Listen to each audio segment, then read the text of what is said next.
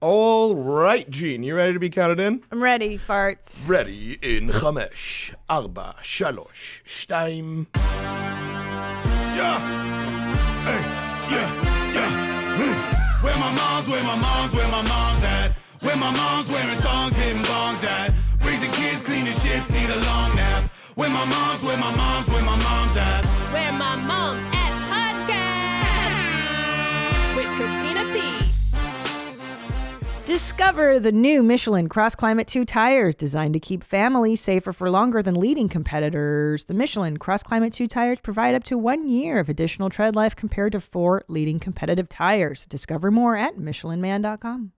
Peacock, the new streaming service from NBC Universal, is home to your favorite reality shows. Peacock has hundreds of hit movies, thousands of episodes of your favorites, current shows, timeless classics, timely updates.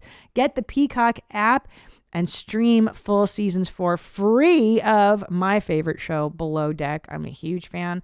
Shout out to Kate Chastain. Chrisley Knows Best and Southern Charm. I mean, come on, you guys. Upgrade to Peacock Premium and get even more full seasons of the shows you crave. Keeping Up with the Kardashians, Real Housewives, Vanderpump Rules, and Top Chef. Come on, guys. These are fantastic shows. Watch for free or upgrade for more on your TV, tablet, or phone. Go to peacocktv.com to download and start streaming now. That's Peacock TV. Get on your tablet, TV, or phone. peacocktv.com. Not so loud today, guys. Mom is hungover. That's right. Last night I did the drive-in show, Two Bears, One Bowl, with my husband and Bert Kreischer and Dave Williamson, and Jay Leno even did a drop-in, which was so crazy. I never thought in my wildest dreams I'd get to actually be brought up by Jay Leno. It was pretty amazing. But Mom had 3 whole cans of rosé last night. Yeah, woo!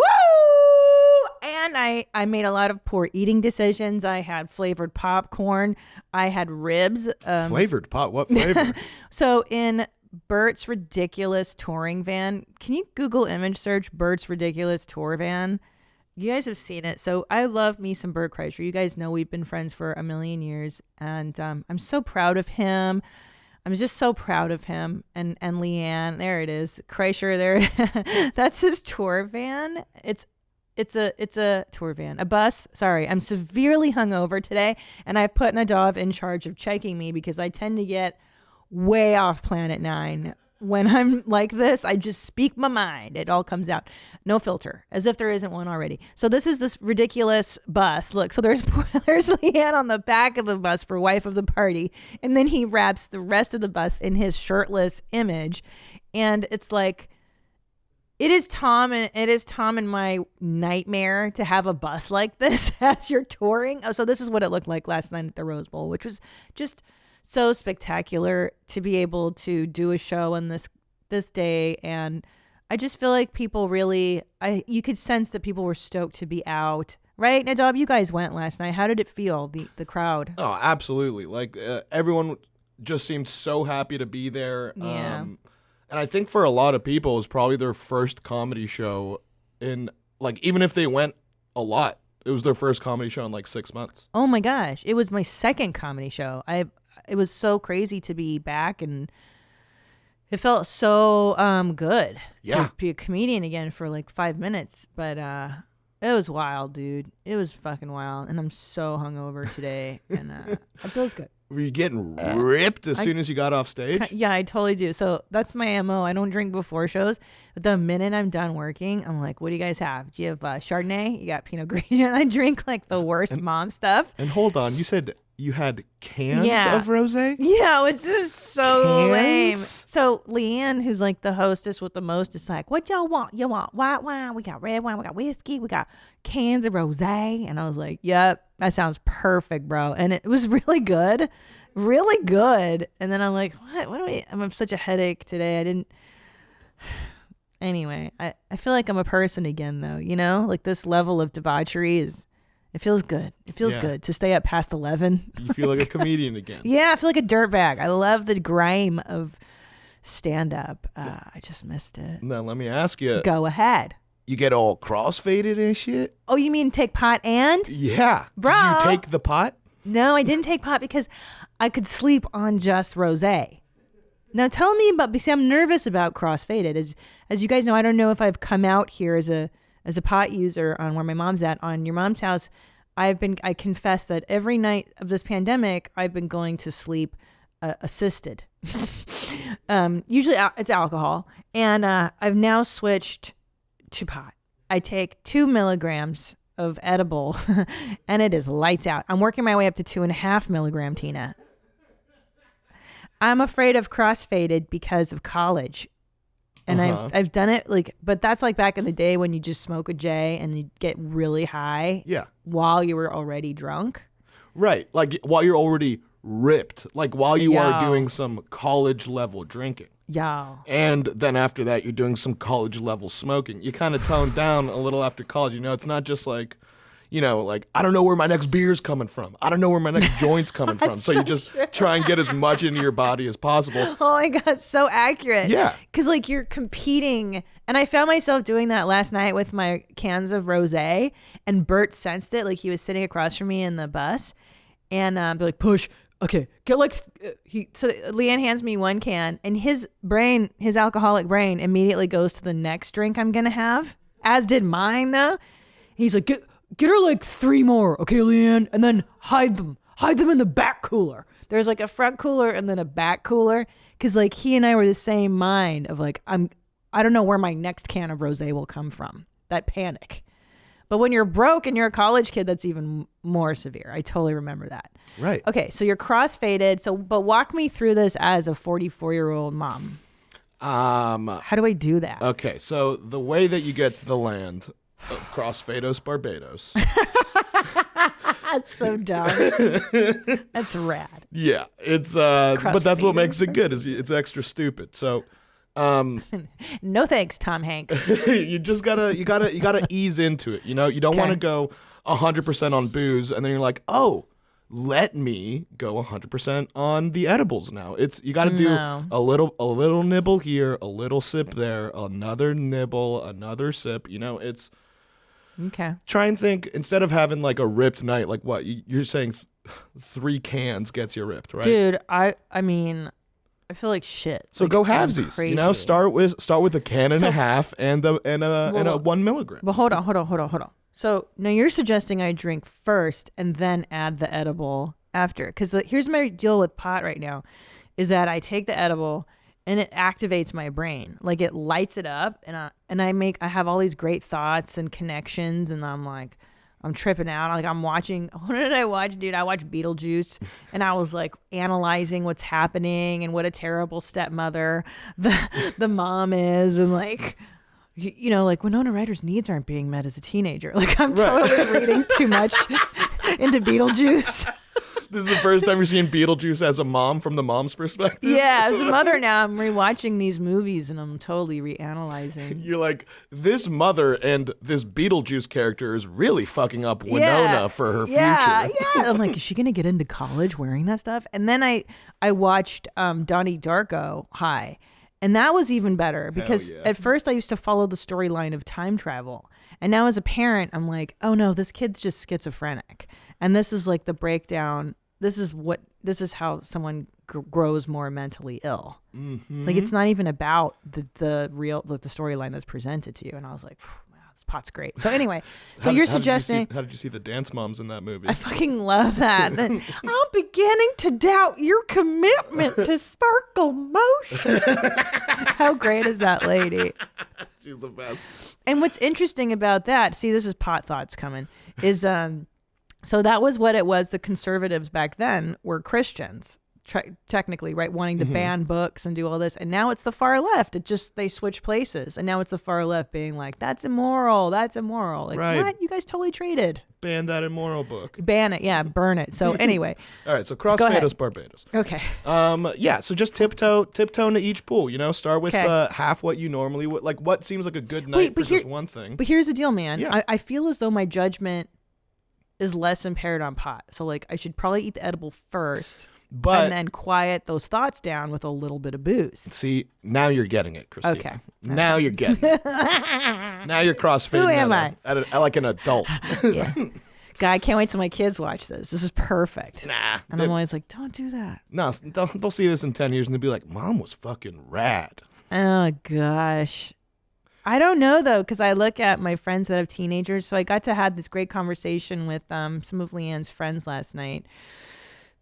The lovely Sandy and Kathy, and they have teens. And I was like, please tell me that teenagers snuggle, that they want anything to do with you. And Kathy's like, well, I have a 14-year-old boy, and every morning he secretly will come and snuggle. And I was like, oh, please, because I don't want to lose their cuteness right now. I have a 2- and 4-year-old, and I adore it so much. I just love how much they want to be around. And Yeah, I feel like high school is when that probably starts ruling out. When the snuggles stop. Did you want to snuggle your mother, or were you guys more? I mean, sure. When I was like a kid and stuff, like I was a mama's boy. I always like wanted to make sure my mom was happy, and like, I mean, moms just have that smell. You know, I know, they have that mom smell that makes you feel safe. I know. And my mom had that smell too. It's funny. I think it was Alyssa Milano who was on this show, and she's like, I'm always worried, like, is my mom smell coffee breath? You know, like, you know how your mom also had like bad smells to her? Like, oh God, I'm always breathing on him. And yeah. No, but see, it doesn't register as bad smells to the kid. You know, they don't have like a, is this good, is this bad? They just have the, is this mom, you know? Gosh, I hope so. So there's so much to follow up from the last episode. Thank you for watching this. So much to get into.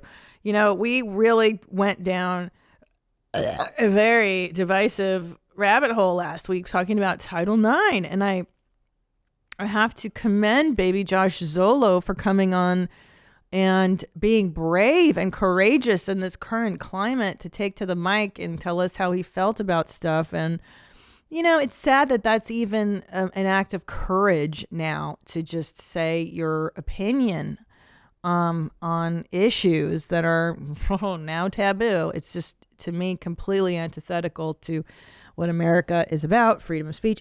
Did I use that word correctly, Chris Larson? Antithetical? Did I say that right?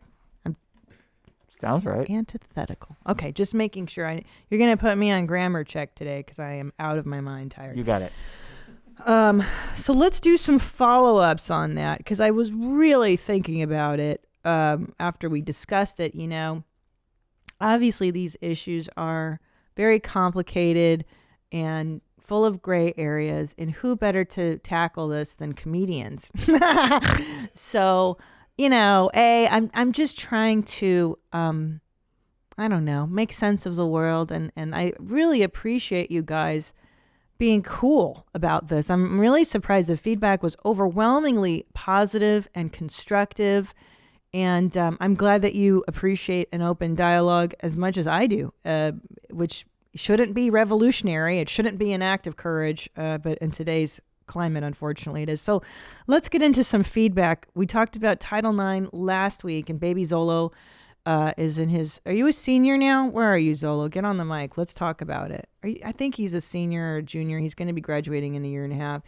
And he lives on campus, and he deals with campus life. And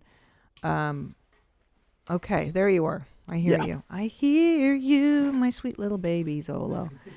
So you were telling me that at the beginning of every semester, you sit down in front of a computer, and then you what do you read about Title IX? Like, how does it go? They tell you not to rape people, and how do they tell you not to do it? It's mostly like videos, and they like, walk you through, and they give you all these different examples of different scenarios, and so hold on, let me. So it's like sex ed was in 7th grade. They they separate the boys from the girls. You go into the gymnasium and you watch a video on assault, or how does it go? No, I mean, you do it from the comfort of your own home. You do it on your computer at home, and you just go through this program and with several different videos and, you know, on all these different aspects of Title IX. And then at the end of, like, every section, there's, like, questions and stuff that you answer, and you're kind of, like, quizzed on it. So it feels to me like it sounds like it's a driver's ed course or like a.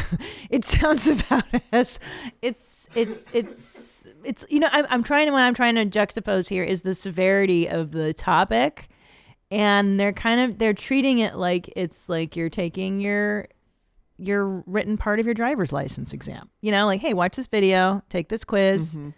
And it's crazy because I don't feel like, I'm glad that they're doing something to educate kids on this, but I'm not sure is that the way? I don't know. I don't know either. It's tricky. I guess if it does prevent like one bad thing from happening, like it's worth it in the 100%. End. Like, it has like, it definitely comes from a good place. I don't know how effective it is. It might be a little over the top, but it's over. So let's get into the feedback. Over the top. So maybe to a nice kid like you, I am assuming it feels over the top because I don't peg you as the kind of guy who is assaulting people. I don't know. Just from I've known you for the last year, 2 years now. You're very sweet and you've had a girlfriend. You guys are going steady, if that's what the kids are calling it now. Mm-hmm. And but there are some douchebags who need to hear it. So let me just read some feedback and we'll get into it. I think it's fascinating. Hi, Christina. I completely agree. We shouldn't need to train people on general respect and how to have consensual sex. But I wanted to take a minute to add to your conversation about Title IX. I was sexually assaulted in college, and Title IX helped me not only build a case against my rapist, great, but they also provided me with immediate victim services. They had a coordinator meet me at the hospital during my kit, good. They were with me the entire process, talking to cops, lawyers, detectives. They helped me sign up for therapy, bypassing a long wait list, and helped me secure a protective order.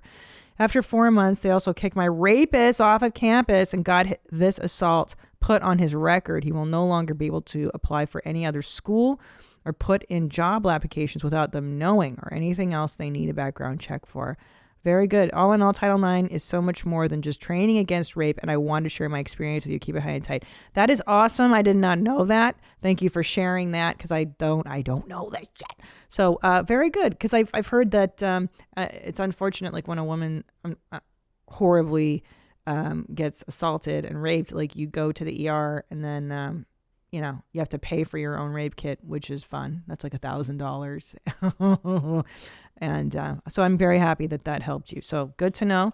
So it's not a horrible thing. You know what the secret is to being with the same man for 17 years? I will tell you my secret. AdamandEve.com. AdamandEve.com. I promise you, I've been shopping there for years. I get all kinds of spicy things. You talking cock rings? Yeah, I buy them. Okay, maybe something that vibrates every now and then. It's fun. Do it as a couple. Do it as a solo act. Get something spicy for your husband. Get something spicy for you. They've got lubes, lotions, lingerie. Take advantage of this downtime that we're having and choose almost any one item at AdamandEve.com and get 50% off with my code WMMA. Trust me, if you're in a monogamous relationship, this is one easy way to keep it spicy. Remember to use my offer code WMMA, that's WMMA at checkout for this amazing deal. Adam and Eve has thousands of products to make you glad you're staying at home. Do you want to hear what you're going to get? You're going to get 10 free boredom-busting gifts, including 6 spicy movies, a 3-piece bonus kit, and best of all, free shipping delivered discreetly right to your door. Go to AdamandEve.com. Use offer code WMMA to get 50% off just about any item plus 10 free gifts. Use code WMMA at checkout. Hello Fresh. Get fresh pre-measured ingredients and mouth-watering seasonal recipes delivered right to your door with HelloFresh, America's #1 meal kit. HelloFresh lets you skip those trips to the grocery store and makes home cooking easy, fun, and affordable. I love HelloFresh because I can make these recipes with my children. It's a fun activity we do together as a family. You save time because you're not going to the grocery store. Who wants to do all that right now? Schlepping the kids and getting in the cart. And, what a mess. Save your money. Save your time. It's delicious. It's nutritious. There's variety. I make recipes. I did Calbee the other day with HelloFresh. I don't know how to make Calbee, but I do now with HelloFresh. It's so delicious. Helps you eat more sustainably. The packaging HelloFresh uses to ship your food is almost entirely made from recyclable and or already recycled content. Isn't that wonderful? Why not? Okay, what's the offer? Here it is. Go to HelloFresh.com/WMMA90 and use code WMMA90 to get $90 off, including free shipping. Again, HelloFresh.com/WMMA90. Use code WMMA90 to get $90 off, including free shipping. Thank you, HelloFresh. Okay, so this is interesting too. I like this.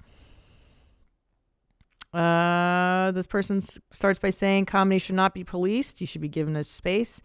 Okay. We were talking about how, Zolo, you feel as though you're not, you're under attack being a cisgendered white male. And I agree. I think it's silly that you feel like to an extent. Right. No. Yeah.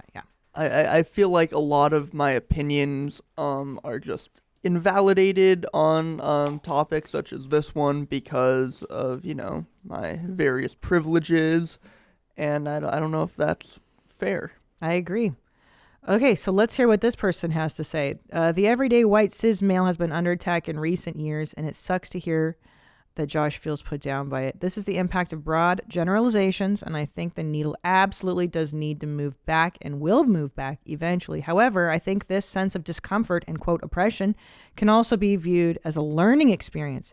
It sucks to be seen as just another member of some amorphous group presumed to share the same opinions and life experiences, and to be told your voice does not matter unless you follow the asserted narrative you're being told. But isn't that what the Black experience has been for so long? Couldn't this be an opportunity for people who do not experience the much more violent repercussions of systemic racism? What I think your technician is experiencing, as most white men are now, is that they no longer assume that every space is one which they can walk into and exist comfortably. And though there are different levels and kinds of privilege, you can see in real life what the pinnacles of white privilege breeds. Chads and Brads. Wow, very insightful, very interesting, very interesting. So what he's saying, kid, is that this is what, marginalized groups have felt like forever, and welcome to the club, right? This is how it feels. Now, on the other hand, baby Zolo, you're only a 20-year-old white guy. I don't think you're responsible for creating the systemic problems in society. So, is it fair that my little baby Zolo has to feel the wrath of such stuff? I don't think so. I think that's my exact point. It's like, yeah, I didn't choose to be this way, and it's shifting, and this viewer saying like, oh, well, this is what these other marginalized groups have dealt with for so long. But isn't that just making the problem like worse by now, like kind of shifting, all of that onto a different group? That's not helping the problem. Correct. And I think you're right too, that, this incessant need to like naming and it's funny whenever I hear the phrase as a, and someone's going to fill in the blank of what their group thing is. It's like, okay, I get it. The consciousness raising needs to occur, but is this dividing us or bringing us together? And also I would look back to one of the greatest leaders, Martin Luther King Jr. His whole point was equality and coexisting and peace and love as we were doing it, not conquering. And, he never said, let's kill whitey. It was, let's become equal and do it through a path of love and whatever. So anyway, I agree. The pendulum will swing back, and it feels violence and it feels horrible right now. But don't worry. You white guys will come back. Good. The white man will prevent. I don't know. Also, I sadly, I know a little bit about what the term rape culture means. I'm not very well read in it, unfortunately, but this is a good example someone sent in. The fact that numerous women have come forward saying Donald Trump has sexually assaulted them, and there is undisputed audio of him saying grab her by the pussy, and he is able to run for a second term of presidency, is an example of rape culture in this country. Yeah, I'd say that's a pretty good one. I mean, wow. If you just, that phrase, I remember that audio coming out right before the last election, and I thought, oh, this is it. This guy is going down. He's going down. There's no way a man can become president. And there's audio of him saying, I just, if it wasn't in context stuff, like he was dating pageant women or something. Yeah, I think that was it. And he was talking about how since he's a celebrity, they let him do that. Yeah, he's like, which is it's such an aggressive tone, like, and I just grab them by their pussies, like, whoa. Like, I don't even think he knows how female anatomy works. There's not a ton to grab onto, it's not like a dick, but whatever. It's so aggressive, that phrase. Goodness gracious. That is a really good example of rape culture. Thank you for bringing that in. You guys are so tense. I can hear it. Are you afraid of grabbing by pussy? Have you ever heard a guy say that phrase, Zolo? No, I haven't. I know, it's so funny because it's so funny. I don't want to do this one. This is too depressing. What was I going to say? See, this is where Rosé comes in. Oh, yeah. It's so funny because I remember when that happened, and people who voted for Trump, they were interviewing women, and they were like, well, how do you vote for a man who clearly has no respect for women? And they're like, well, that's just locker room talk. That's just him doing, just guys being guys. And I think you're right that is indicative of a rape culture where it's like, that's how guys talk about it. They just grab us by our pussies. It's kind of vulgar. I mean, I'm all for locker room talk. I love men. I'm surrounded by men all the time. But I've never heard you guys say that you grab women by their pussies. That's vulgar. Yeah, I don't think most guys talk like that. I don't think so. That's an extreme. Like, that's a bit more than locker room talk. Yeah, it's a weird thing to say. Yeah, it's very interesting. I mean, by the time this airs, I think we'll know who the next... No, we won't know who the next prezi is, right? This airs on next We'll be Monday. a couple days away. Fuck, man. What a wild year. Okay. Anyways, do you have any final thoughts? Anything, Zolo, you wanted to add to that you were thinking about since last week or anything? I mean, I was just thinking about everything we discussed, and I wanted to kind of emphasize the point again that, I mean, all these things that are put in place, this training, all of it does come from a good place with good intentions behind it. And like Agreed. I said, if it stops one rape, then, I mean, it's all good. I have to sit through a thing for a few minutes every semester. It's not that big of a deal.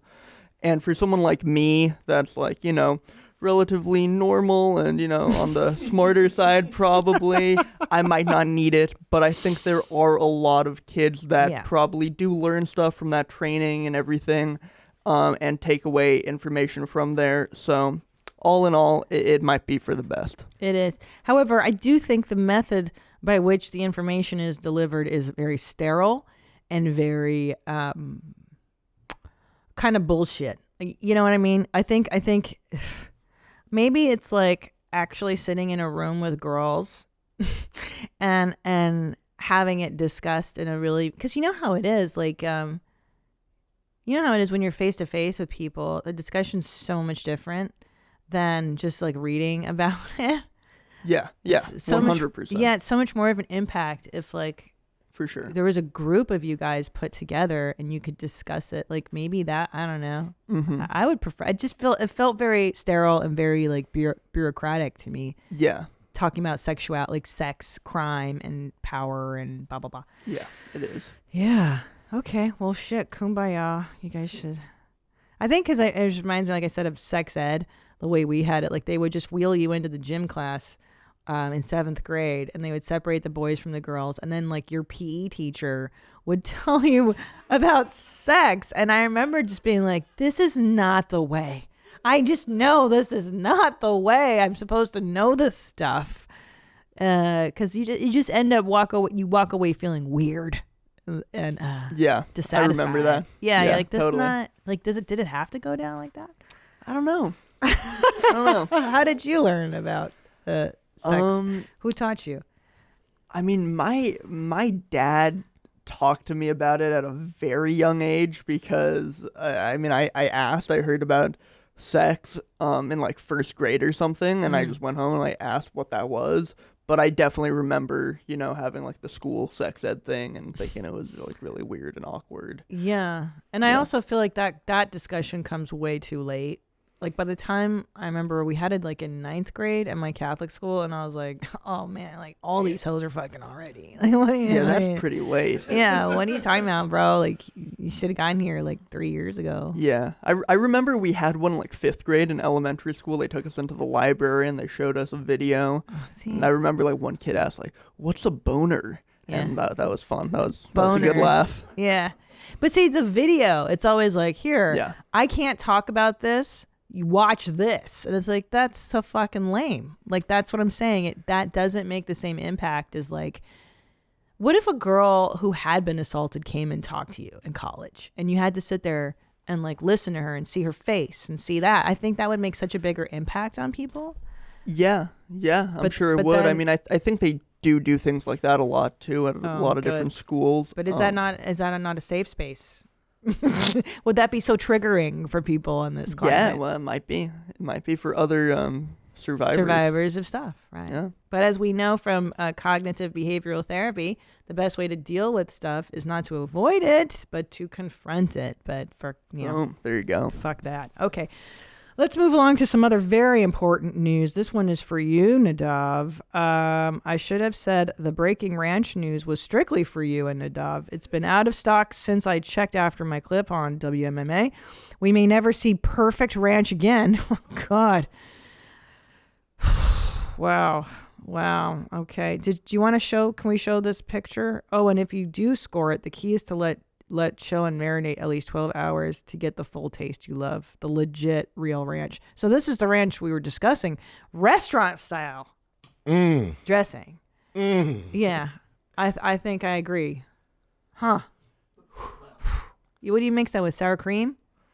I've never really made a ranch. I feel like I could never outdo the restaurant, so I don't think I ever really tried. Like, I've seen those videos of like people at Wingstop mixing it in bulk, and it's like I'm not mixing a 5-gallon drum of buttermilk with a 5-gallon drum of mayonnaise. Like, it's not mayonnaise, bro. It's probably sour cream.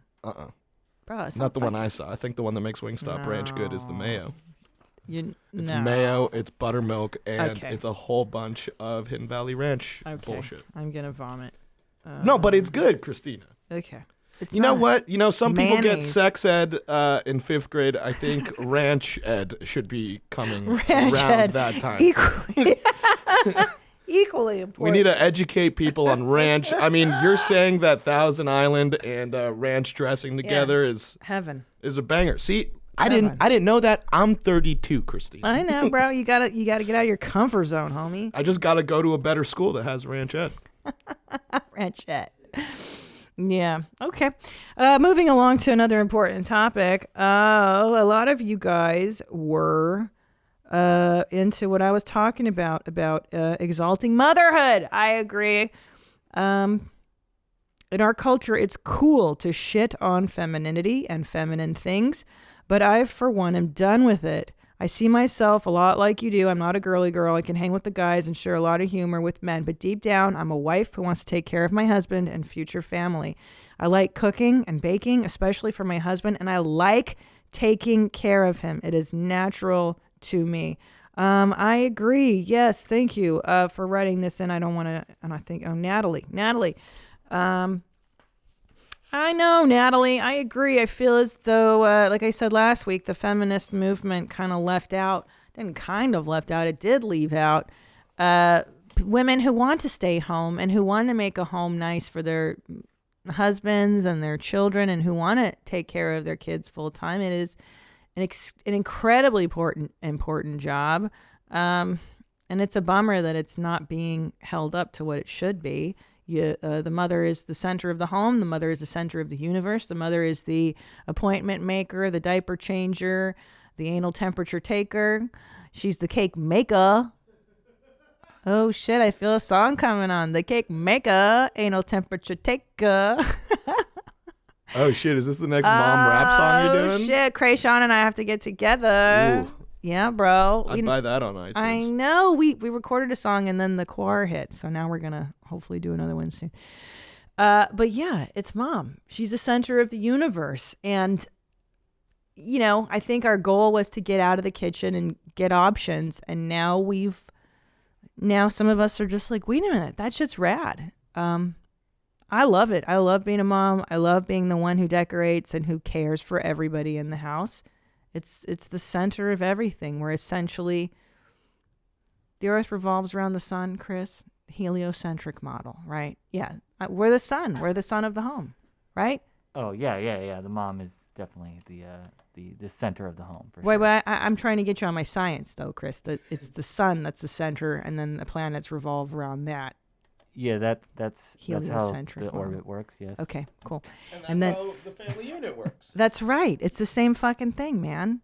So don't let society diminish your light, girl. You do it, and I think it'll come back, exalting the mother. It's very important. Safe driving isn't limited to new tires. Your family should feel safe behind the wheel, driving on tires with 35,000 miles of wear, just as they do on new tires. Discover the new Michelin CrossClimate 2 tires, designed to keep families safer for longer than leading competitors. I love Michelin. I have Michelin tires on my car, and I have since I was 16 years old. Why? Because it's the name you trust. Is there any other brand besides Michelin? No, because they've been around forever, and you know what they're making is good stuff, especially now. Winter is here. The Michelin CrossClimate 2 tires break up to 56 feet shorter than leading competitors on wet roads and 16 feet shorter on dry roads, even when worn. The Michelin CrossClimate 2 tires provide up to 1 year of additional tread life compared to 4 leading competitive tires. And when you buy them now, you can enjoy a warranty that gives you 60,000 miles of peace of mind. New Michelin CrossClimate 2 tires. Buy them now. Thank them later. Discover more at MichelinMan.com. Oh my goodness, I love Simply Earth essential oils. This is such a fun company, you guys. This is these two women, Katie and Shyla, and they are in Wisconsin, and they're so sweet, and this is such a lovely company. Look, do you know what to do with essential oils? Nobody does. Nobody does, unless you're a shaman of sorts. And I was always so confused by them. And these two women, they have this great company, Simply Earth, and you get 4 pure essential oils and natural ingredients delivered right to your doorstep. And then there's these easy to follow recipe cards, right? You make 6 different products with the oils and ingredients found in every box. You can enjoy the peace of mind that comes from using natural products that you know the ingredients of. I made a love candle using their essential oils. It smells so lovely, especially as the weather is getting chillier outside. And it's just such a lovely thing to have in your home. Why not? Why not? All of Simply Earth's essential oil recipes are tried and tested by in-house certified aromatherapists. The monthly recipe box has over 2,000 5-star reviews. Simply Earth gives 13% of their profits to help end human trafficking. How great is that? Using essential oils to support your wellness doesn't have to be overwhelming. Have fun making your home toxin-free with Simply Earth's essential oil recipe box. Plus, get a free 80 milliliter diffuser when you subscribe using my URL, simplyearth.com/WMMA. This one is titled Poop Tits.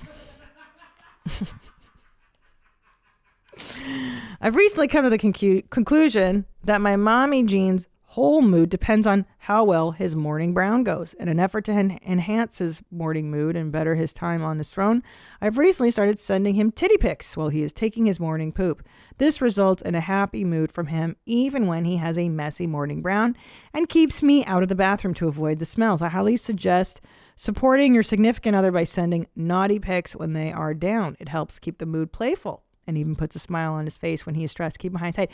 I could not agree more. Now, I don't know if I would send tit pics when my husband's in the crapper. Just because my husband has no refractory period from having a shit to wanting intercourse, and I'm a little weirded out by someone who can just wipe his beehole and then be like, I'm hard and I'm ready to go. No. But this is really interesting. What this woman hits on is that, I think I've been using the word manipulation in relation to sexual stuff with couples. It's not, that is too harsh of a word. I want to use the word regulation, sexual regulation. And I feel as like I was talking to a friend last night, and she said, I have this girlfriend who went to Australia for 2 weeks and left the husband alone with the children. And then she says, boy, I bet she gave him a few BJs to pull that off. And I thought, oh, that's funny. You do that too. And I have a few female friends who that's like the unspoken currency in which we wives deal with. You want to get away from the kids. And so he's going to be cranky about it. But if you give him a beach or you have intercourse, then like, okay, he's not going to be as mad about that. Like you give him what he wants, so then you get what you want. What's the word for that? Quid pro quo? Sexual quid pro quo? Sexual that sounds right. Regulation? Asking Chris, not you, Nadav, because he's smarter than all of us. What's the word I'm looking for? He who plays Sudoku before bed. When you exchange sexual favors for... Well, it's not, but see, that's the thing. It's an unspoken exchange. What is the word I'm looking for? It's something women, my friends and I do. It's not verbalized. It's not out on the table. We just instinctually know if I want to do this, I'm going to smooth out the relationship by giving him sexual favors. And then everybody's happy. Sort of like an implicit exchange of implicit. a quid pro quo is definitely what you're getting at, right? Right. It's an implicit exchange. An implicit, what's that word? It's a contract. No, that's an explicit exchange. I'll come up with a word. In law school, when I was in law school for 2 weeks, I learned what a contract was. That's when you give something to get something. So it's a contract, but it's implicit. Yeah, that sounds less sexy though. It does, yeah. But it's the truth. It's bring contract in it. Call it a unspoken language. That sounds a little bit cooler. I know. I'll think of something sexier, but it really is the essence of a marriage and keeping those wheels greased. This is something women have been doing, for centuries. This is how women have kept it. Listen, everyone thinks the guys are in charge. You fucking know that it's not true, right? Like, you know that it's the bitch at home. It's the woman behind the man. You fucking know that. Okay? It's always the wife influencing the guy to make the decision. You hear that stupid saying, happy wife, happy life? It's fucking true. It's because the woman is pulling the puppet string. Sorry, it's the truth. Okay? And I know it's not, politically correct, but... No, I think you nailed it. It's you always, man, it's the wife. Yeah, you know who knows this better? It rhymes. It's got to be true. Yeah, and that's right. It's a platitude. You know who knows this is real estate agents. When Tom and I go look at houses, the real estate agents don't even look at my husband. They look at me, and they talk to me. And I thought, oh, that's really smart. They know that it's the wife who's going to go yes or no on this house. Yes or no. Yes or no. It's ain't the fucking guy. Right. They know that. Well, it's because you're the guys. You're the side of the relationship that turns that house into a home. That's what I'm fucking saying, bruh. Yeah, dog. Because that's our domain. Now, what I'm suggesting is we turn this into a positive. Society has made this into a shameful negative, and I think we need to reclaim our power as the actual powerhouse, the actual source. Okay. Yes, bitch. It's a huge power. It's a huge thing. It's fucking huge. And as soon as I come up with the verbiage for these things, I will put it into writing. I will make this my next comedy hour. Chris just came up with something solid. Well, what'd you call it, Chris? Called it a sexplicit exchange. Ooh. Who just earned their fucking money this week, bitch? Hell yeah, Chris. A sexplicit exchange. Damn, bro. You nailed it. Sexplicit. Damn. See, because I've been saying this shit on stage where I talk about milking my husband. You got to milk him to get the rage out and this and that. But it's deeper than that. It's deeper than that. That's why marriages, if you're not having sex, you're in trouble. You got to do it. You got to fuck. You got to fuck. All right. Let's move on to some other very important topics. What did I want to do? But first, let's do my favorite segment. Today's Driving with Kids segment is brought to you by our sponsor, Michelin, and the new Michelin CrossClimate 2. Learn more at michelinman.com. So thank you guys for sending in these wonderful stories. If you want to send in your tale of driving with your kids, you can email me at WhereMyMomsAt at gmail.com. Leave me a voicemail, 213-375-5184. Do we have voicemails for this Michelin stuff today? Yeah. Let's do a voicemail first. Those are always fun. I like hearing your guys' voice. I like hearing your voice, Mommy. Hey, mommies. This is Josh from Georgia. When I started to drive, I think I was like 19, I came over a blind hill. There was a school bus picking up kids, and they just started to drive off. So I passed the bus and went over this blind hill and completely sideswiped the local sheriff. I think I'd been driving for like 2 months maybe, and I was like horrified. And the cop was kind of cool about the whole thing, but he was like, you ran a stop sign and hit a cop car, like you're going to get some tickets. And I was like, that's fair. So keep it high and tight, mommies. Have a good day. That's fair.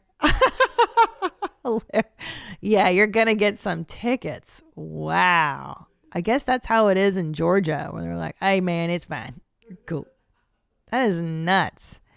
That is when you get into your first accidents, though. I think I was driving for like a couple months, too, and it was raining one time, and I backed up, and there was a Trans Am parked long ways up against the wall, and I wasn't looking behind me, and I just wrecked this Trans Am. Like, I pushed in the door. My dad was so mad at me. Yeah. Ugh. All right. Do we have another voicemail for this? I love these. Hey, so I had a car fail. So I'm a varsity mom. I have a 13-year-old and an 8-year-old. And when they were 2 and 6, we were driving to the mystery spot. Well, my son, who was 2, got car sick and literally threw up exorcist style all over the back seat. And my daughter, who was 6, starts screaming bloody murder. I'm trying to make sure my 2-year-old doesn't choke on the vomit. I have my 6-year-old screaming, and my husband is trying to figure out where the closest Target is or parking lot where we can get my son out. We ended up having to buy a whole new car seat. I gave him a horse bath in the parking lot to try and get the vomit off of him. Solid. And my daughter is just screaming that we needed to go home. It was probably one of the more chaotic moments of motherhood I have had. And to this day, my daughter cannot handle when anyone is sick around her. Oh, yeah. At all, ever. Yeah, same. But well, have a good day. Thanks, Mommy. Bye. That was have a good day. Have a good day after that horrible story. Yeah. That was my eyelids started twitching as I was listening to that. That stressed me out so much. God damn it. I hate puking so much. Okay. Here's one from Rowan. Oh gosh. When I was a kid, my dad was a stay-at-home dad. One day, he took me to get a cowgirl hat. On the ride home, I thought it would be a good idea to stick my hat out the window and watch it fly around in the wind. I really did think I could hold on to it. Well, as you might have guessed, the cowgirl hat got ripped out of my hand and flew down the side of the highway. My poor dad pulled over and ran down the side of the highway to get my hat, people flying by him going 60 miles per hour. He eventually returned with my hat, and although I'm sure he was mad at the time, it's been one of our favorite stories at how stupid I was as a kid. Oh, when I heard your story about your son throwing his shoes out the window, it would remind me of my own story. Keep them high and tight, Rowan. Oh, that's sad that you... He's like, and that's the story of why I'm stupid.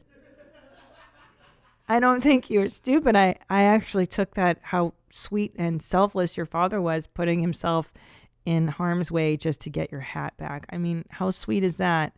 Would your dad do that, Nadav? My dad? Yeah. He'd be like, guess what, dum-dum, you don't have a hat anymore. Now you learned to not do that anymore, you know? Same. My dad would be like, well, I guess your hat is gone. I'm like, cool, thanks. Yeah, get ready to build some character, motherfucker. I know. You just have a super nice dad, Rowan. Damn. Again, thank you for submitting these. 213-375-5184 to leave your nightmare stories driving with kids. And thank you for sponsoring that segment, Michelin. I don't think my dad would ever pick up. Hard Knocks, baby. Baby! You gonna be a hard motherfucker. This one's pretty funny. Somebody wrote this in. Dear Christina, love the show. Love throwing on my wireless headphones to tune out the kids, and love knowing I am not the only fucktard mom out there. It really helps. Thank you. Becky. Thanks. In any event, I have now heard more than once recently about your toilet woes. I do have a lot of toilet woes. The toilet's plugged right now as we speak. I don't know why. Ellis won't fess up. He's blaming Julian for throwing something down there. Julian flushes it. No. I do believe the issues of your son flushing toys and random shit down the toilet qualifies you for yet another Pazsitzky effect and quite possibly a mom fail. Ooh, can you believe this? I'm in for a double. No one ever told you. Now it's time for a round of mom fails. No one ever told you about child locks? Perhaps instead of spending money on an expensive plumber every time your kid flushes non-toilet items, you could spend a meager amount on not one, but 2 different types of child locks that will ensure no more toilet play. Doorknob locks and a toilet seat lock should do the trick, and you won't need to call the plumber again. But more importantly, you will no longer have toilet water cover children. Trust me, he's not just flushing shit, he's splashing. Becky.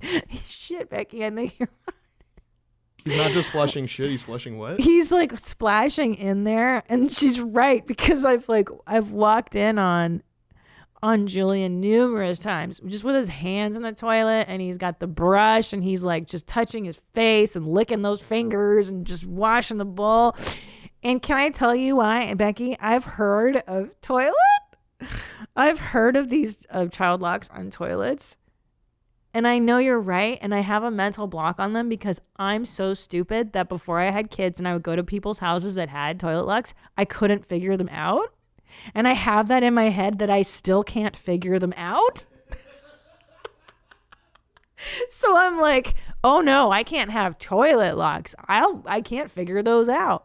I'm in the same boat as you. Like, I'm so stupid, right? No, but it's like if I walked into like my sister's house, God. or even I think you guys had a child lock doorknob too that I've never seen before. I was like it stopped me in my tracks. Yeah, you're I was like, I don't want to break this. I'm just gonna have an adult open this for me. I know, because they're so daunting, and I swear it's because other people have had these, and I'm like, I don't know, man. I don't know what this algebra is. I can't figure this out. This thing isn't letting me take a shit. How can I take a shit in this thing? That is how my stupid brain thinks. So thank you, Becky. You're right. This whole time, I could have just had a fucking toilet lock. God damn, I'm an idiot, man.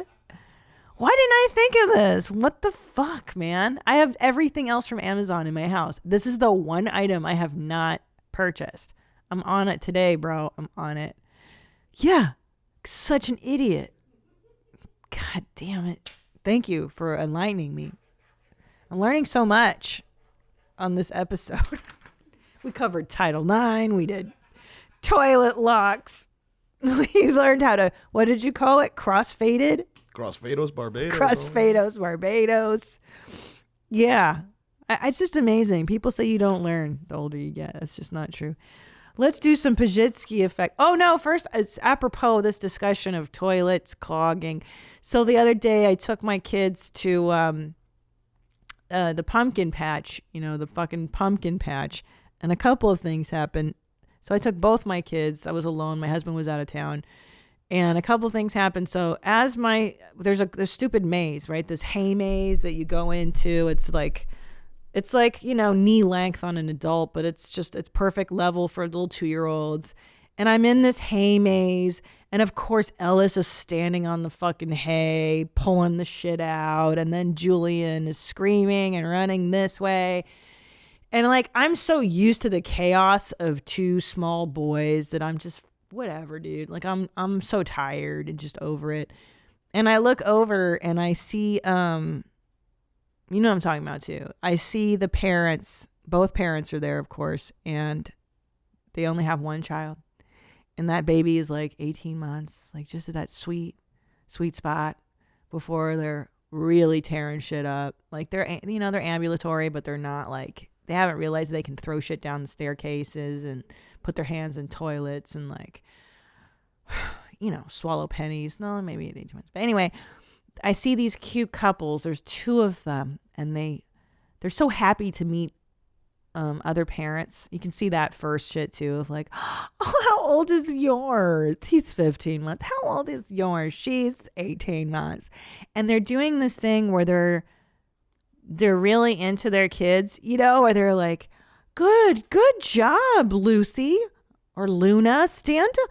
Yes, look at you. Oh, no, you don't want to touch that. That's dirty. That's dirty, Luna. Don't put your hands in your mouth.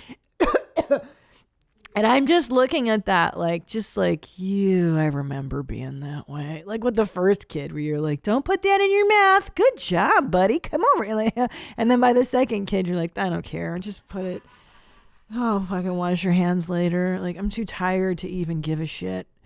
I don't care. Go crunch the leaves. Go fucking do anything you want. Right. You have an immeasurable amount of patience for the first kid. Yeah. And then by the second one, you're just like, he's not going to listen anyways. Just let it go. Like, he's a an boy. asshole, Yeah. whether I'm patient or not.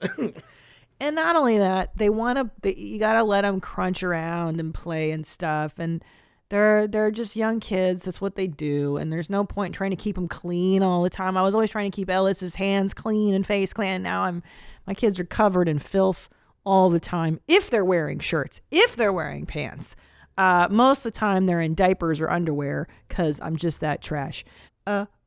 Guess what I have? Kin-Euphorics in my hand. It's great if you don't want to be hungover, but you still want to feel like you're a part of the party. Do you know what I'm saying? Everybody's doing these Zoom drinking events. And really, I want to talk to my friends, but I don't want to get wasted and hungover. That's why I love Kin-Euphorics. This is a non-alcoholic drink for grown-ups who care about the little things like brain function, hormone harmony, great sex, de-stressing, after an insane day. It's chock full of the good stuff, none of the bad. Think adaptogenic herbs and mushrooms.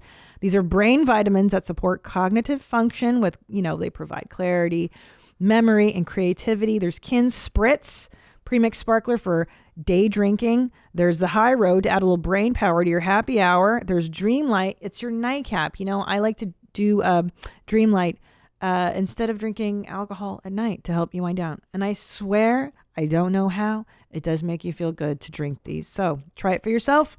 Go to Kin-Euphorics.com/Christina P to get 15% off for the next 30 days. Kin-Euphorics, bliss up your cup.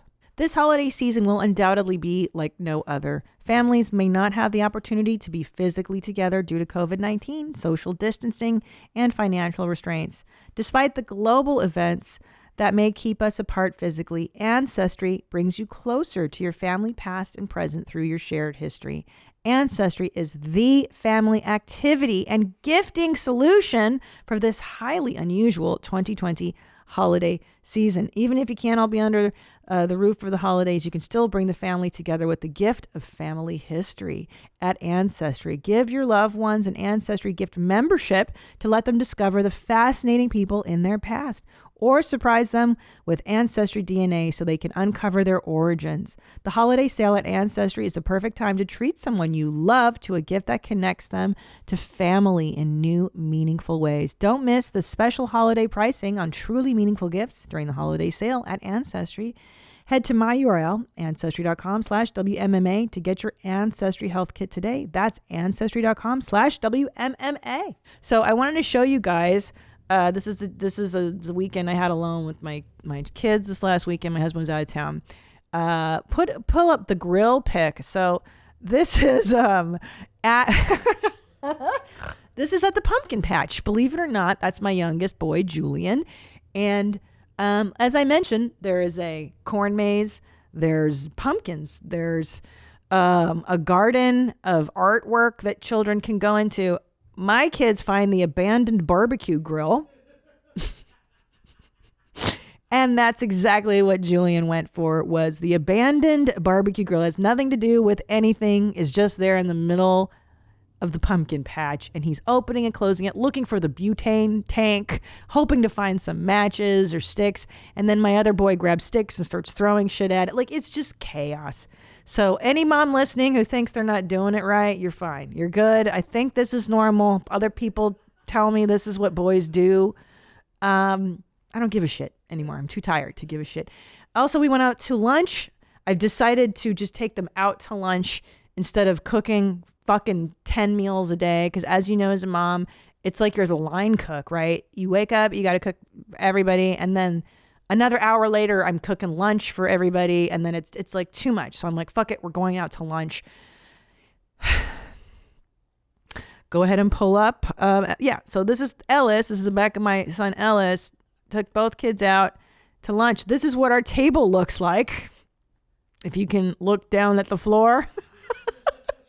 It is a menagerie of toys, wrappers, shit everywhere. I mean, it looks like 10 frat boys ate there, and that's what it looks like. And here's what I do. I ask for a table away from the other patrons so as not to destroy their brunching experience.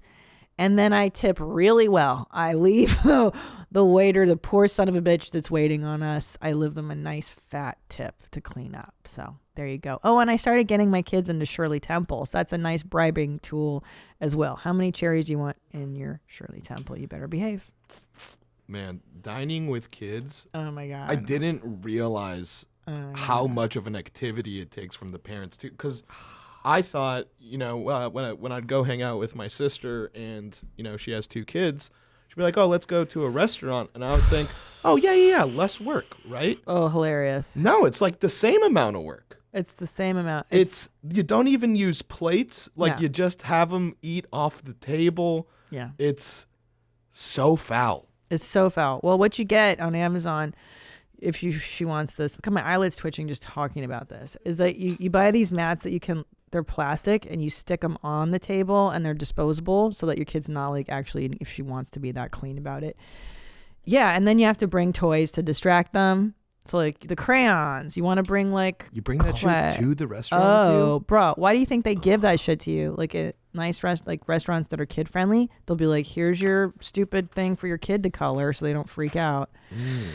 Yeah. And then there's like a time limit, right? That young children can sit in a restaurant. So I order. There is? Oh, it's 20 minutes max before my boys are like, ah.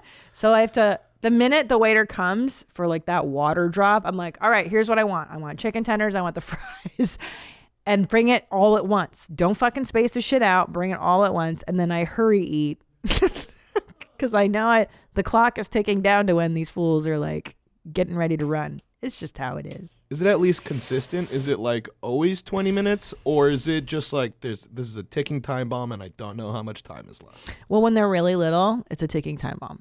For Ellis, it was because he was so active. Like, he really was the kind of kid who just could not sit still.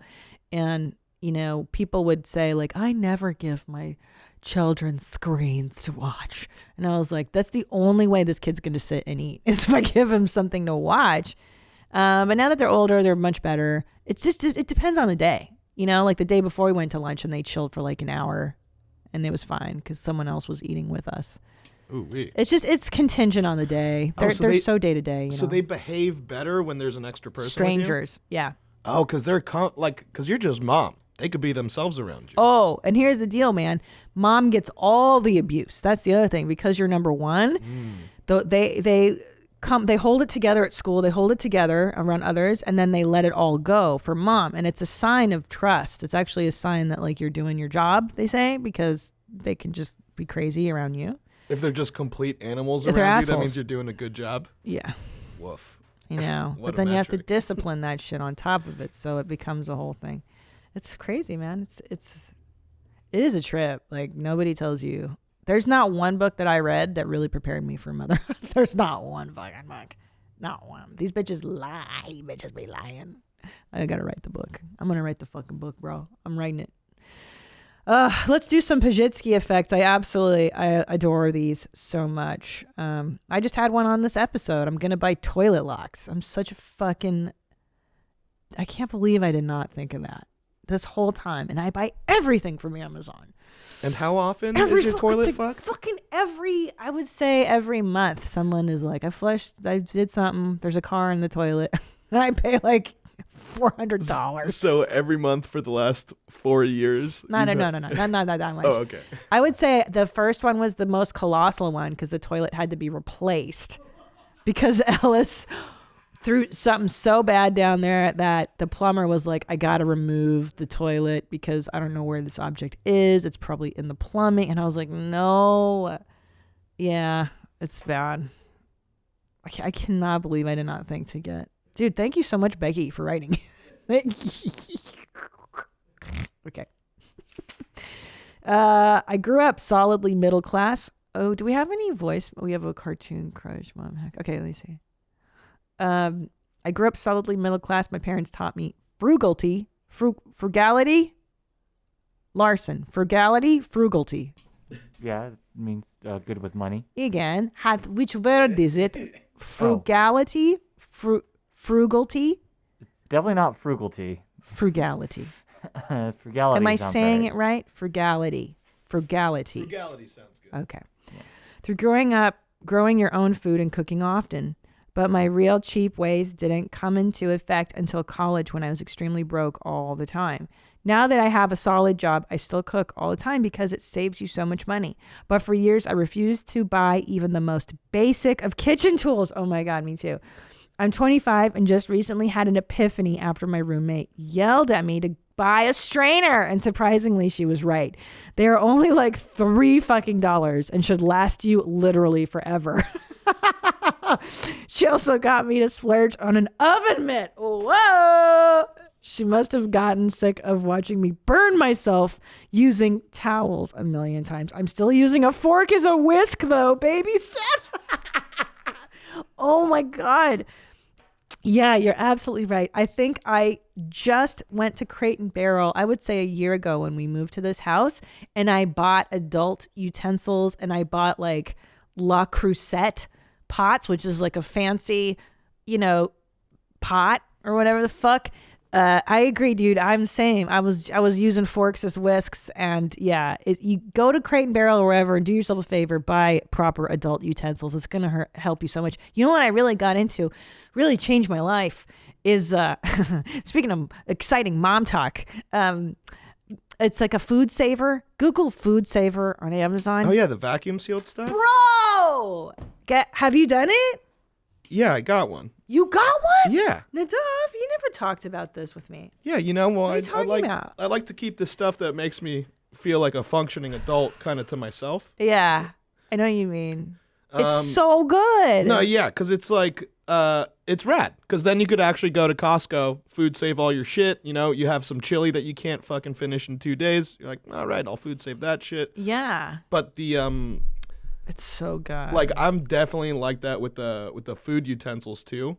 Like I'm still on my set of utensils that my mom gave me when I moved out for college. Yeah. Like you have one of those pasta spoons, like with the strainer and stuff, right?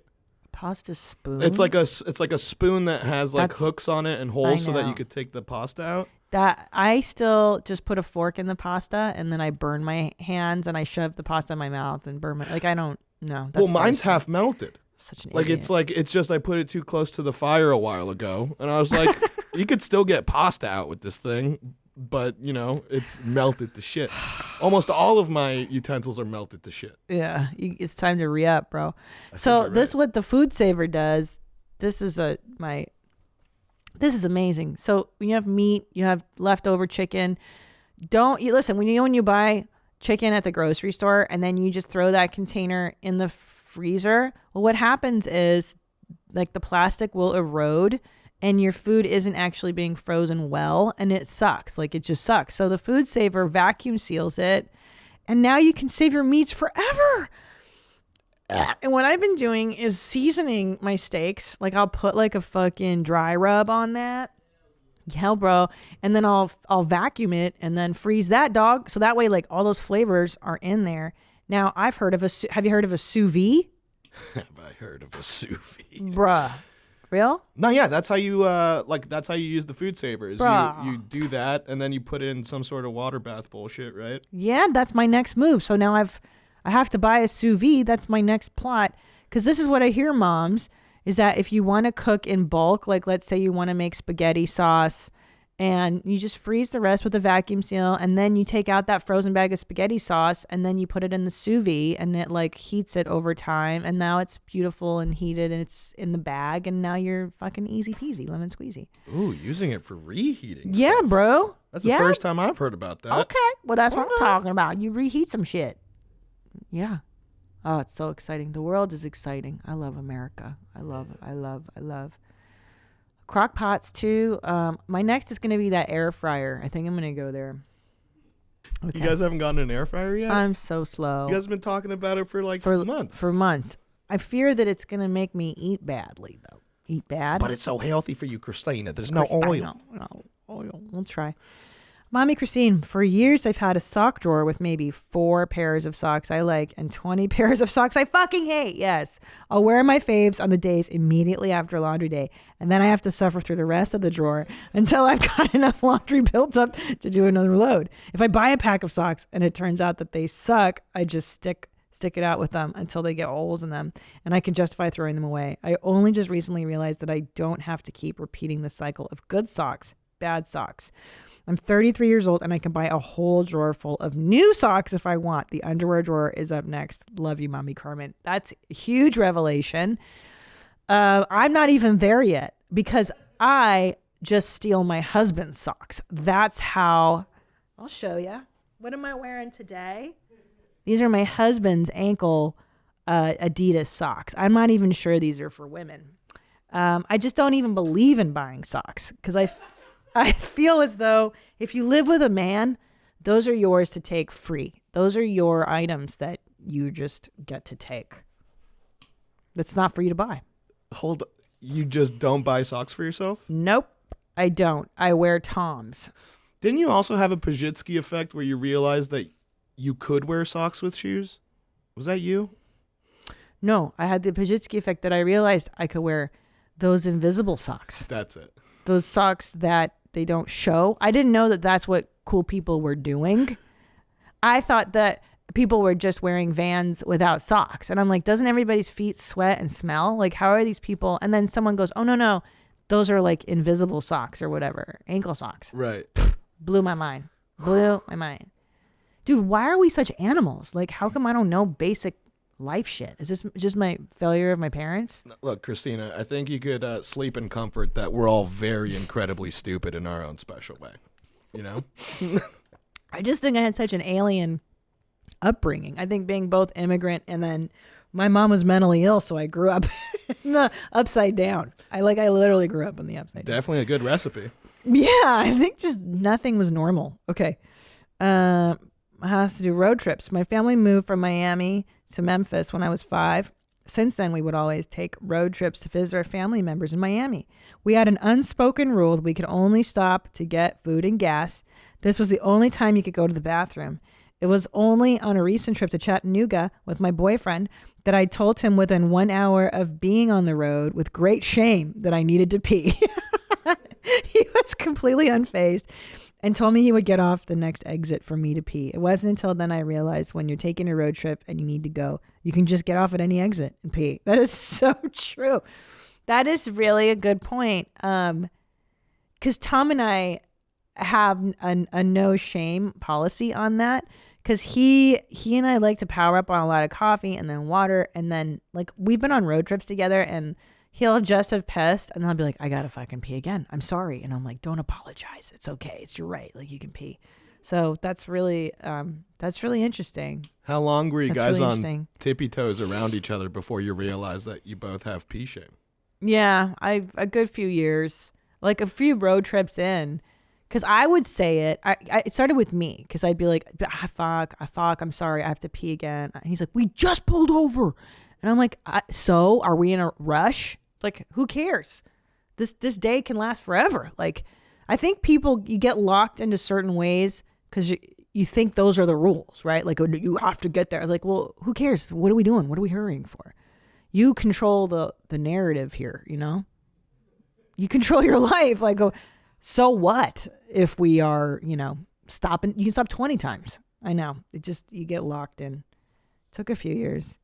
Well, it was one time we were in Santa Barbara when we first started dating, and we're looking at really nice houses. We were driving around, and I go, Tommy, I got to take a shit. I got to take a shit. And he goes, okay. And then he keeps driving. He's like, and look at that house. And I was like, no, boo-boo, I got to take a shit. And that means I have to go now. Like, what's this time delay? And he's like, oh, okay. Like, it was so surprising to him that just you have to shit. And then, you know, he holds his for a long time, I guess is what I'm trying to say. Very fascinating story. I'm glad I shared that. Okay. This morning, I turned the dial on my toaster down, and for the first time in as long as I can remember, I had a perfectly toasted, not burnt to a crisp bagel. Bagel. The joy, the despair for mornings past, then joy again. Hallelujah. Praise Allah. For who knew I was deserving of such a fine treasure? Thanks, Jeeves. From Muskoka, Ontario. That's my province, homie. That is so true. Right? You're like, I can fucking turn the dial. Hell yeah, dude. When you realize that there's things you could do to actually make your food taste good. Like, it took me so long. Because, like, stupid. Growing up, we loved, like, microwave popcorn in my house. Yeah. And it took me, I think, not until college to actually trust the popcorn setting on the microwave. Oh, I don't trust those settings at all. Right. Because I don't remember where the distrust started. But I was just like, no. I'm going to burn it the way I like it. And then I think in college, I saw someone put the popcorn setting. I'm like, what the fuck are you doing? I know. Like, I'm putting on the popcorn. And it came out fucking perfect. But it's like, oh, you trust the man? You trust that some guy or whoever wired this thing knows? Yeah, you think Big Microwave knows how you like your popcorn, homie? No. Why are we suspicious? Why are we suspicious of the pre-settings on the microwave? I'm like, beverage. Okay, you don't even know my beverage settings, bitch. Like, that's your setting. Yeah. What if your setting's too hot for my liking? Jesus, the defrost setting? Oh. I think I used that once. Never. And I was like, I don't like how it knows. I don't Well, like it's also the confrontational communist side to me is like, don't you tell me how to fucking defrost my meats. Don't you tell me what that setting is. Like, in my head, I have an argument. Right. You're like, I'm going to leave it out on the counter for 5 hours, probably a little longer than I should, and then I'll just hope I don't get sick when I cook it. Right. I'm doing it my way, asshole. That's so funny. Yeah, I have full debates. Oh, speaking of beverage and microwaves, I bought a picture of my new setup in my bathroom. I wanted to show you. If you could bring up this photograph, I took it just for you. Okay, guys. Oh my God. Dude, ultimate bros. This is so dope. Okay, first of all, I want you to notice to the right of my microwave, coffee, and everything. Do you see that wacky wallpaper? That's our shit room. This is just a toilet room. And I made a rule that I want interesting toilet paper like the 70s. Remember when you're like in the 70s and like every toilet. Interesting toilet paper? Uh-huh. It's a thing. It's a thing in houses in the San Fernando Valley in like the 70s and the 80s, even into the 90s, is that I lived in these houses and every shit room had cool toilet paper. And I'm sorry, wallpaper. And I think it's because. Okay. All right, that clears it up. Yeah. Because I think it's because back in the day, you didn't bring in your phone to take a shit. Like, you had to look at something interesting while you were taking a dump. And so I would study wacky wallpaper in these bathrooms growing up. And so this is my favela. I think it's a favela, and I imagine Brazil, I don't know. And so I study the houses as I take a shit. Okay, now, most importantly, this is my station that I have done. This is in my bathroom. Oh my God, this is actually entirely devoted to coffee. Because I would think I'd find bathroom stuff here in this bottom one, but I'm just seeing creamer and other coffee stuff. Well, and I'm flogging myself right now because, see, that glass area, as I like to load it up with my mugs, and I see that there are none there, and it's angering me now. The glass area? What you just circled there? The glass? Oh, over here. Yeah, that's where I keep my mugs, and I'm upset with myself because I see that it's empty right now. Well, it's in use. Well, that's only one. Oh. I keep the back. How many mugs do you keep in That's here? what I'm telling you. So I have a ritual where I stock this thing. I carry as many mugs as my little paw can, 5 mugs by the handles. And then, because I wait at tables, I'm really good at this shit. And then I bring my half and half and I put that up in that cooler, that little cooler. The half and half goes in there. My mugs go down there. And then I get some backup creamers and shit down there too. And then in that drawer, I keep the coffee pods. I keep the spoon. It's a full fucking system. So I wake up and I just stumble in my shitter in my toilet and then I just start the coffee. And that's it, bro. Hold on. It's a full fucking system. Remind me what the microwave is for. Okay, so here's the problem. I make my coffee. I put in the half and half. I stir it. And now my coffee is cold because of the half and half that I keep in the fridge, which I have to keep in the fridge. What? Why? The milk gets the coffee a little too cold? Yes. So you microwave it right after you make it? Yes. But not with the beverage setting. I have to find the perfect amount of time and I haven't found it yet because this is a new microwave. You understand. There's so little as humans we can control in this life that what I can control, I really enjoy controlling. Do you know what I mean? Like I have to control this in my life. So what's your system in finding the perfect time? Well, that's the thing. So right now, 30 seconds is too long. 1 minute is scalding hot. Like 1 minute, the beverage setting, I tried it today. I did try it today. I'm going to admit to that. And I was like, let's just see if they're right. They're fucking not. It's too much.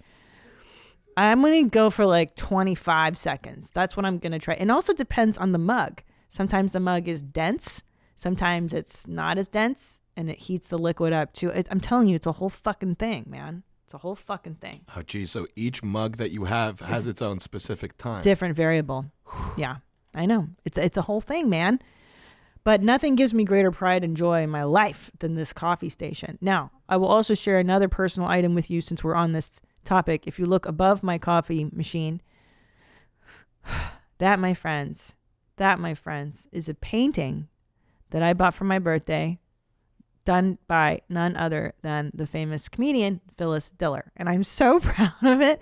I know, I'm such a Phyllis Diller fan, and I bought this for myself because I just adored her. She's dead now, but she was my mentor. So every morning I get up, I see Phyllis, and I make my coffee, and I take a shit in my beautiful favela. And that's life. And can I tell you that this coffee station brings me so much joy, just because it's so. I'll tell you why. I'll be honest with you. I like 100% open. Because I think growing up, like I mentioned, I grew up in the Upside Down, and I didn't even know what I liked because my parents were so wacky. Like I wasn't allowed to like my mother. I would be like, I like pink. My mother would be like, you like purple. So when I grew up and I started doing wacky stuff like this, I'm like, oh, this feels really good. Like this is claiming who I am, you know? And I really like coffee, and I really like wacky wallpaper, and I really like Phyllis Diller. And like now you have to enjoy these things, kids, because it goes by fast, right, Nadav? No, yeah, you got to enjoy it. It's exciting when you realize they're like, oh shit, I think I like this a lot. I know. This is my jam, homie. This is my jam, and that's what I found is the most. It so gives me joy, and to not lean into those things that bring you joy is like, oh, what am I doing? What am I doing? So. I can't wait till you somehow figure out a reason to have a hot plate somewhere in this station. A hot plate? So you make like eggs and stuff. Yeah, you start making your That's what I your said bacon to and Tom. eggs. I'm like, pretty soon I'm just going to have a kitchen built in our bathroom, and then I'm going to just make Homie, omelets. you're halfway there. You got a kitchenette. I don't understand why they need to put a kitchen on every floor of your house. A mini kitchen. You need to have a kitchen everywhere. All right. I gotta go. I gotta fucking wrap this shit up. It was so nice to talk with you today. Thank you for watching the show. Thank you for subscribing. If you like this show, subscribe so you never miss an episode. Thank you to the boys in the booth. Shout out to Zolo, to Chris Larson, to Nadav Itzkowitz. I love you guys. And until next time, stay cool, moms. Bye, mom. Where my mom's at. Where my mom's wearing thongs, hitting bongs at. Raising kids, cleaning shits, need a long nap. Where my mom's at. Where my mom's at.